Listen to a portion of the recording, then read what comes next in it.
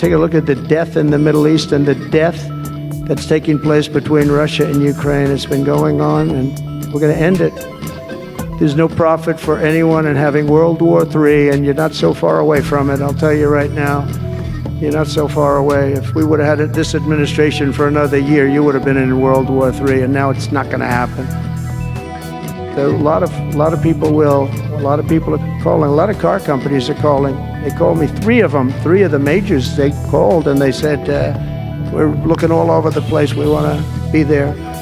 I'm going to be announcing tariffs on cars and semiconductors and chips and pharmaceuticals, drugs and pharmaceuticals and lumber probably and some other things over the next month or sooner.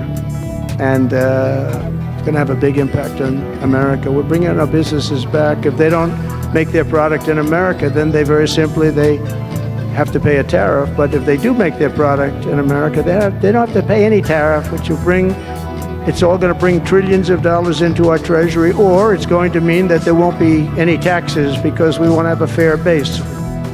But think of it, a modestly successful comedian, President Zelenskyy, talked the United States of America into spending $350 billion to go into a war that basically couldn't be won, that never had to start and never would have started if I was president, not even a chance, and it didn't start for 4 years.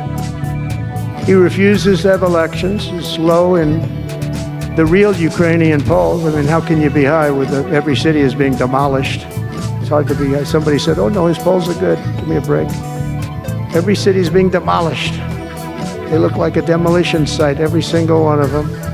And the only thing he was really good at was playing Joe Biden like a fiddle. He played him like a fiddle. That's an expression we use, yes, sir, to say that he's pretty easy. A dictator without elections. Zelenskyy better move fast or he's not going to have a country left. Got to move fast. That war is going in the wrong direction. In the meantime, we're successfully negotiating an end to the war with Russia.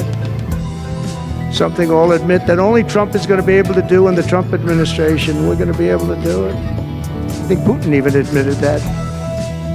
Biden never tried.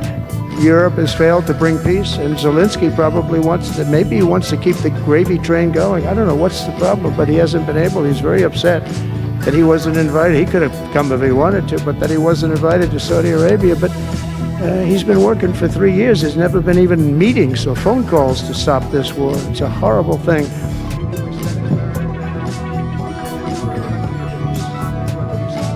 I love Ukraine, but Zelenskyy has done a terrible job. His country is shattered, and millions of people have unnecessarily died.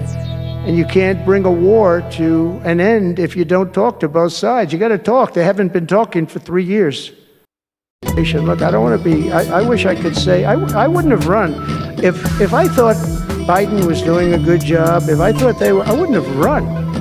Because as I said, it was very dangerous to run in a lot of ways. In fact, my ear will show that when you look at it closely. My ear, I have that throbbing feeling every once in a while, but it was dangerous in a lot of different ways. But he was so bad that I had no choice but to do it.